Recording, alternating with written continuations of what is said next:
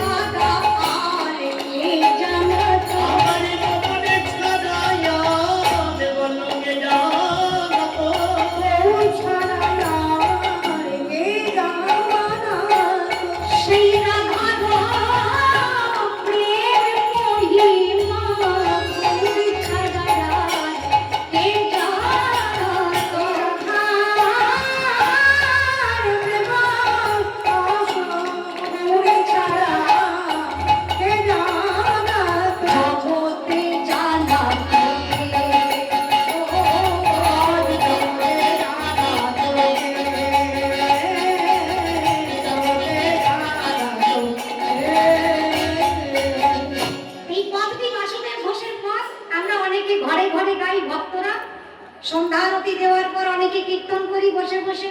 তা যদি গৌর না হতো তাহলে আমরা বৃন্দাবন চিনতাম না, আমরা রাধা গোবিন্দকে চিনতাম না, আমরা রাধা গোবিন্দের সেই লীলা আস্বাদনও করতে পারতাম না।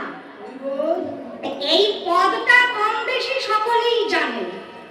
কিন্তু বাবা এখন যদি প্রশ্ন ওঠে, আমাদের বাড়ি তো শ্রীরাম শান্তিপুরে, বুঝলে, আমরা নদিয়া শান্তিপুর থেকে এসেছি। ওগো, সেই শান্তিপুরবাসী হয়ে যদি তোমাদের বলি এত যে গৌর গৌর করছো, যার জন্য তাকে পেলে তাকে তো নাম করলে না।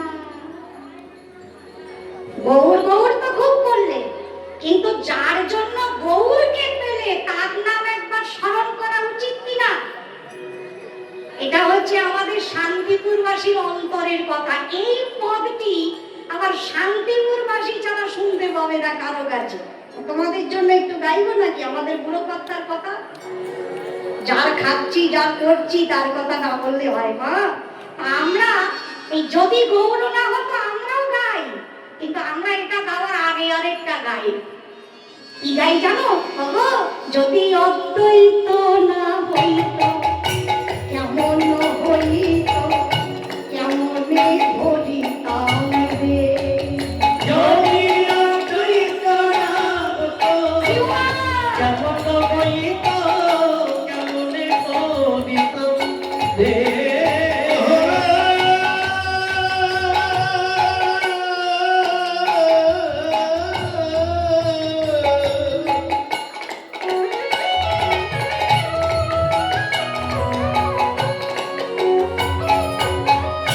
যদি অদ্বৈত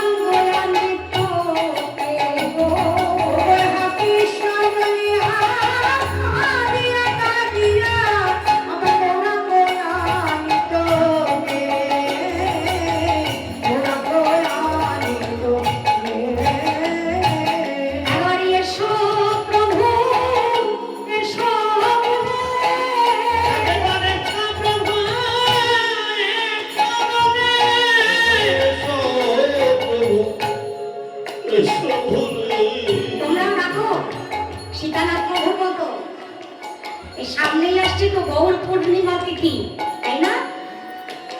মহাপ্রভুর 541তম আবির্ভাব জয়ন্তী, শুভ জন্ম জয়ন্তী আসছে।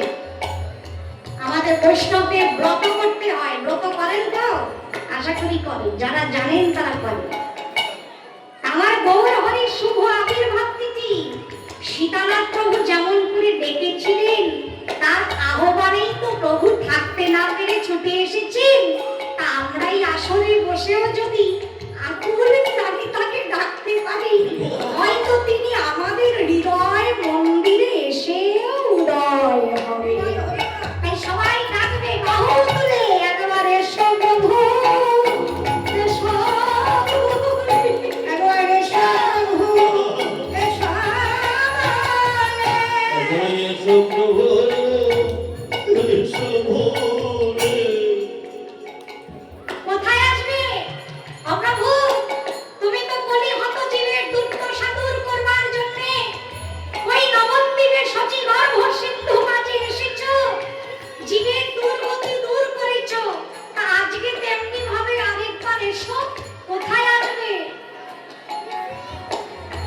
বলি আমার হৃদয় মন্দিরে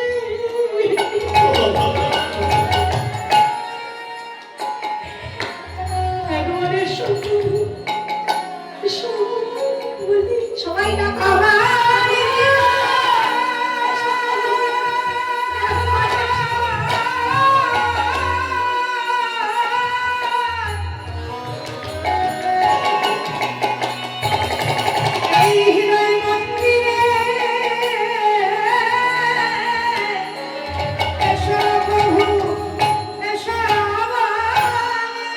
তুমি আমার হৃদয়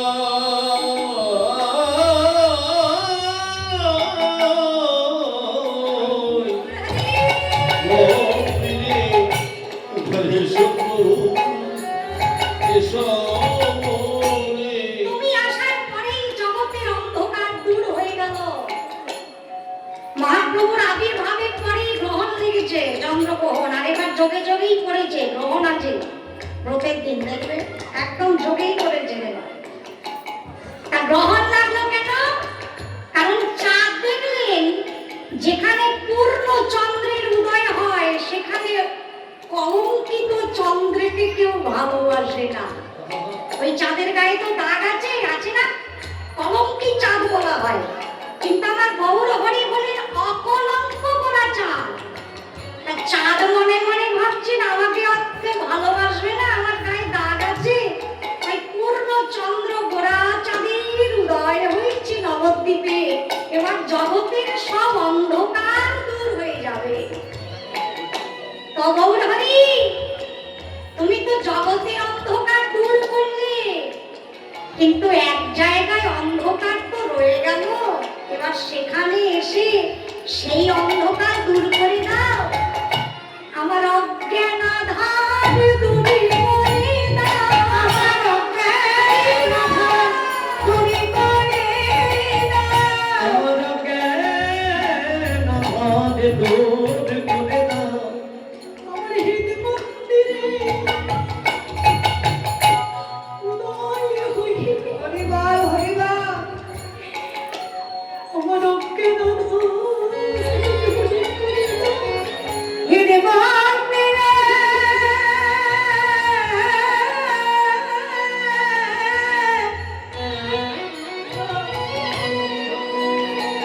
একবার উদয় হয়ে অজ্ঞান আধার দূরে করে দাও, আমার হৃদয় মন্দিরে উদয় হয়ে যেন নিশি নিশি দেখতে পাই হৃদয় উদয়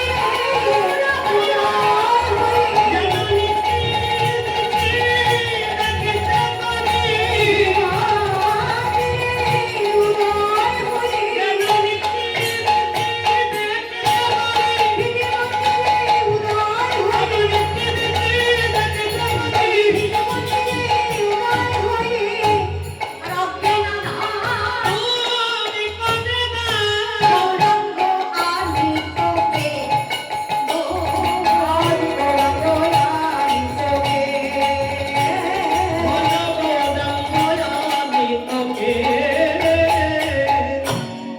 আমার গৌরহরি আকামর কলিহত জীবের দুর্দশা দূর করতে কলিহত জীবকে নাম প্রেম রসে ডুবাবেন বলে ফাল্গুনী পূর্ণিমায় শচী গর্ভ সিন্ধু মাঝে রাধারানীর ভাব কান্তি অঙ্গীকার করে উদয় হলেন। কেমন ভাবে এসেছেন? বৃন্দাবনে যখন ছিলেন গায়ের রং কি ছিল? কথা কো না কেন? হ্যাঁ, কথা কইবা। গায়ের রং কি ছিল? কালো। আর যেই নবদ্বীপে এলো কি হলো? ফর্সা, সোনার বরণ। আচ্ছা, কালো থেকে ফর্সা হওয়া যায়? বিউটি পার্লারে হওয়া যায়, তাই না? ঢোকে একজন, বেরোয় আরেকজন।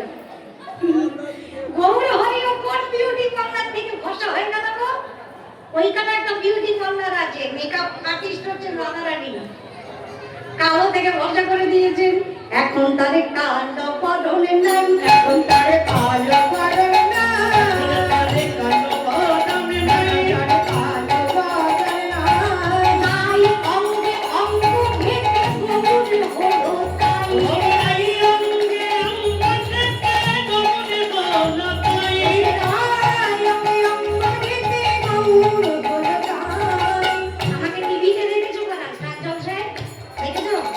বৃন্দাবনে এটা গেয়েছিলাম।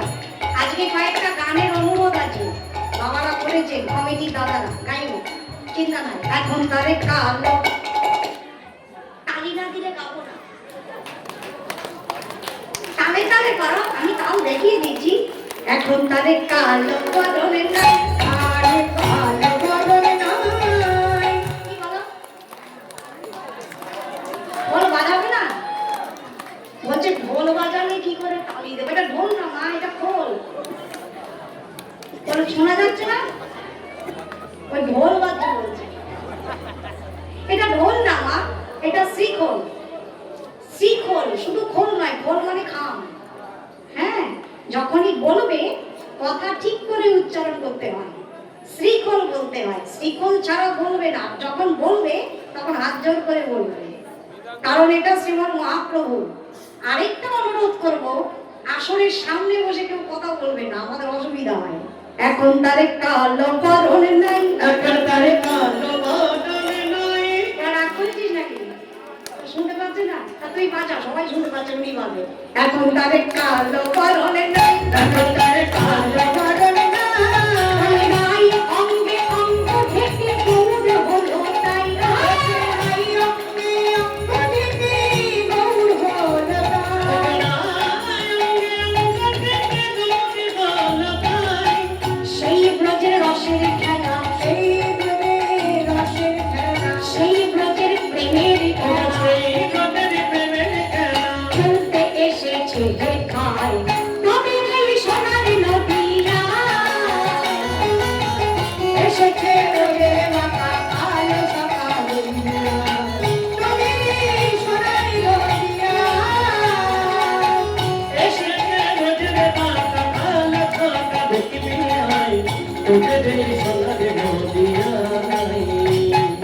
কীর্তনে হাততালি দেওয়ার একটু কায়দা আছে, আমি শিখিয়ে দিই। কথা কও, শিখিয়ে দিই। যাদের যাদের আছে অ্যান্টেনা উপর করো, উঁচা। না বলার জন্য নামাই করা, কি সুন্দর দেখাচ্ছে। এবার তালি মারো। এসেছে গজলে পাতা কালো টাকা দেবে নাই, তবে এই সোনার নদিয়া। এসেছে গজলে পাতা কালো সকাল উড়িয়া, তবে এই সোনার নদিয়া, তবে এই সোনার নদিয়া।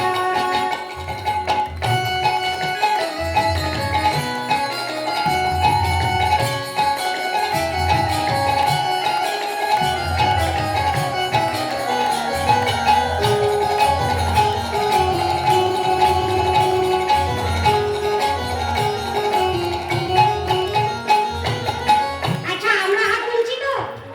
তোমরা হাত তুলছো তো? যারা এনেছি আমাদের তারাই তুলছে না, ওই দেখো কমিটির দাদা ওইখানে বসে আছে। আরে তোমাদের জন্যই তো আমরা এত সুন্দর ভক্ত দর্শন পেলাম। তা তোমরা একটু সেবা করো, যাদের যাদের হাত আছে, যারা ওই কমিটির ওখানে বসে আছে না, হাত বার। এসেছে ভাবছে আমি কিছু দেখি না, আমি সব দেখি। এসেছে ব্রজের কালো সকালে উড়িয়া, তবে এই সোনার নদিয়া।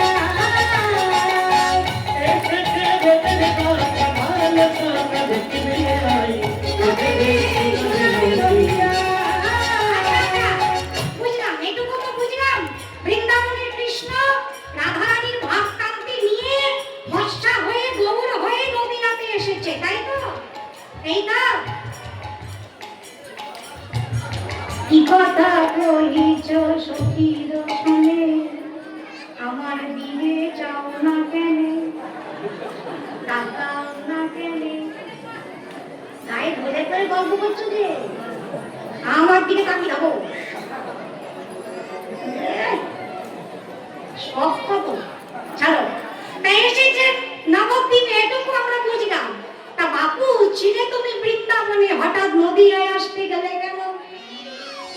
আমরা আমাদের বাড়ি ছেড়ে এখানে এসে থাকবো তোমাদের এখানে? একদিন এসেছি কীর্তন করতে আমাদের, তোমরা ডেকেছো কীর্তন করব, আবার তোমরা তোমাদের বাড়ি, আমরা আমাদের বাড়ি জয়নি, তাই তো? তাহলে গৌর হরি ছিল বৃন্দাবনে কৃষ্ণ যখন ছিলেন, তা সেই ছেলে বাপু তুমি নবদ্বীপে কেন, ওইখানে থাকলে না কেন? গোবিন্দ বললেন কি করে থাকবো, রাধা রানীর কাছ থেকে ঋণ নিয়েছিলাম, শোধ দিতে পারিনি, তাই আমাকে তাড়িয়ে দিয়েছে। তাই প্রেমে ঋণী হয়েছে। তারে